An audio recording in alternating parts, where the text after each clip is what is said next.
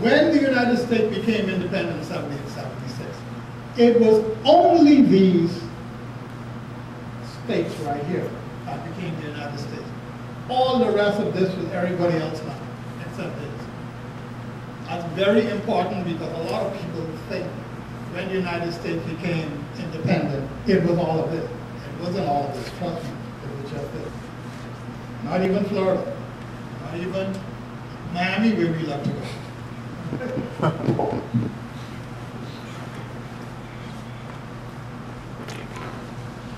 The first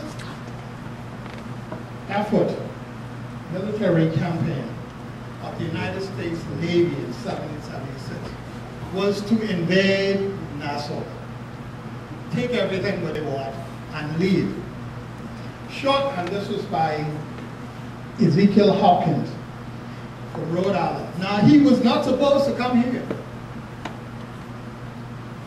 His brother was Secretary of State. What he was supposed to have done was encountered the British elsewhere. But he said, let me cut my teeth by getting these guys on here because they'll put up less resistance. So he came to the Bahamas. He got scolded for it also. But of course, you know, he was from the Macaulay family. And then following him was another invasion by Radcliffe.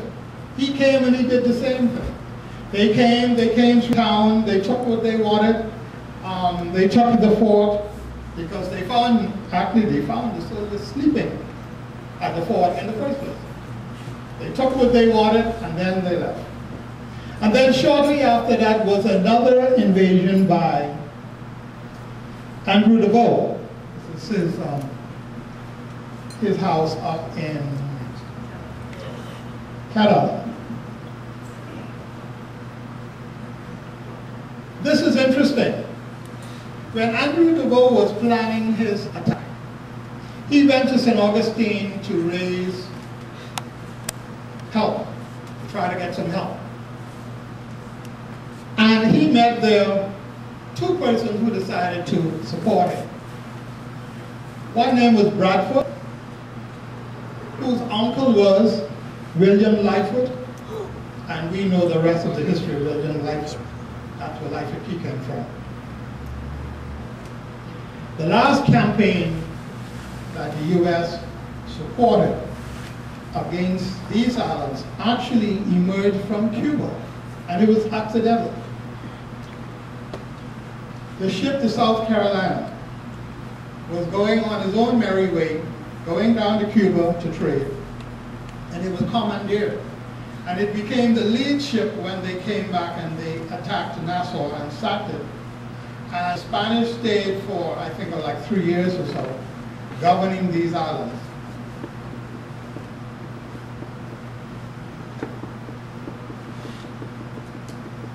There were persons in the United States who decided they wanted to stay loyal to the British Crown, to George III.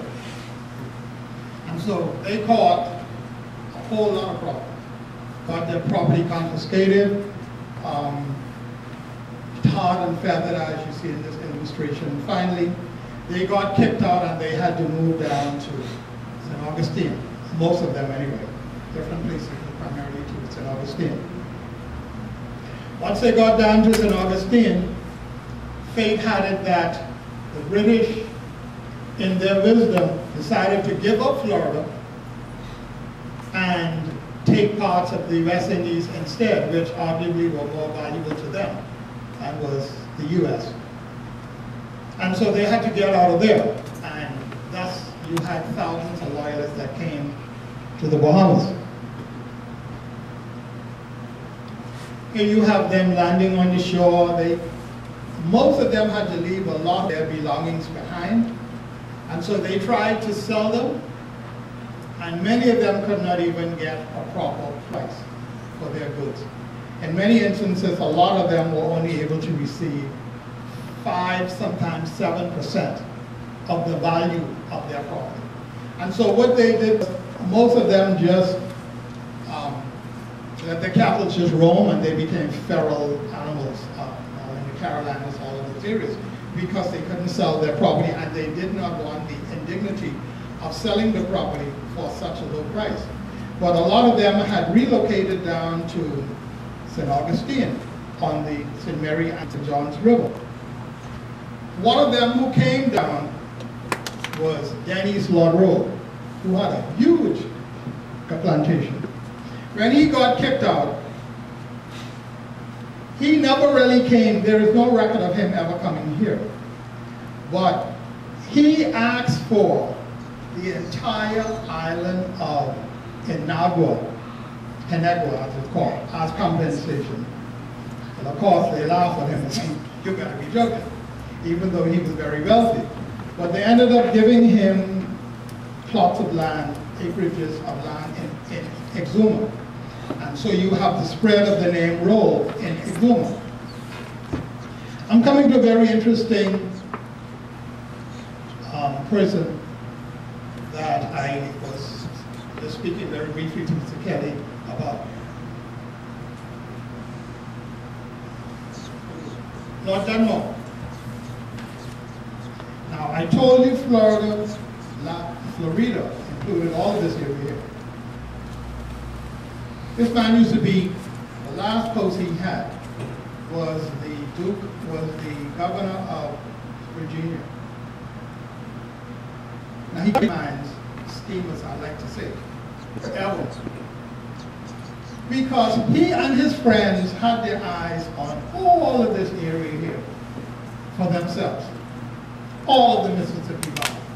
I can't remember how much it was, probably like 16,000 acres, something like that, a whole lot.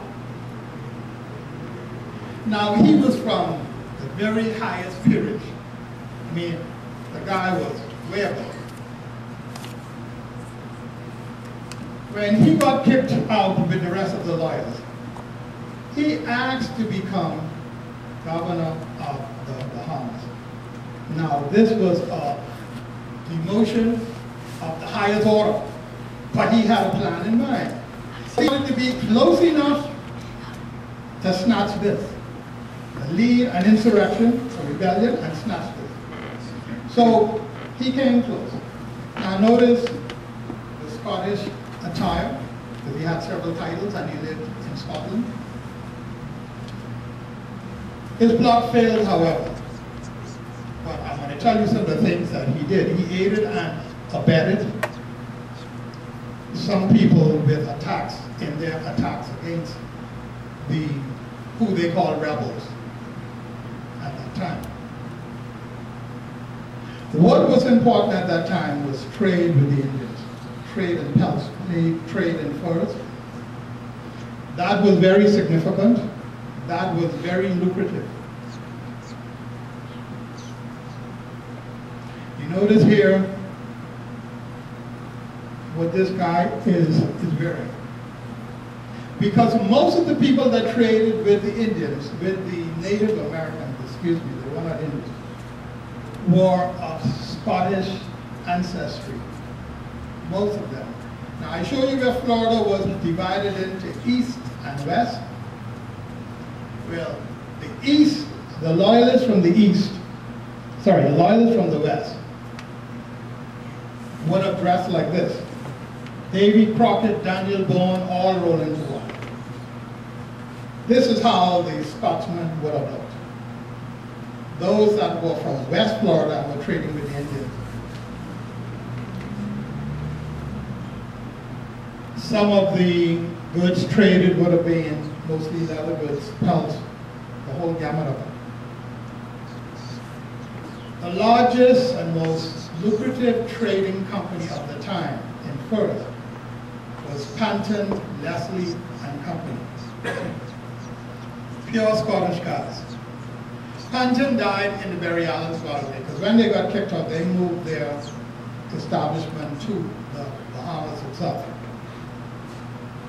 And Panton was succeeded by his nephew, Forbes.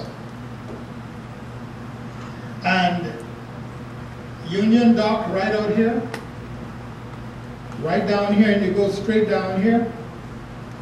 Their company literally was located just on the northern side of Bay Street, where Union Dock now is. They have all of that area. That's where they moved their liberal trading empire. But there were some others who wanted a piece of that pie as well, because the loyalists from West Florida did not get along with the loyalists from East Florida. The loyalists from East Florida were the quote-unquote genteel persons. Those from the West were roughnecks. Now, those from the West were supported by Lord Dunmore, because they were part of his scheme to grab that land grant and to trade in furs. One of the most interesting characters in our history and U.S. history, William Augustus Bowes. He was a young man who worked with he was enlisted in the British Army in Pensacola, ran afoul of the law, and he ran away. He ran to the Muscogee Indians. He married into the tribe and very soon declared himself to be the king of the Muscogees. Well, his base of operation, because he was noted as a British citizen,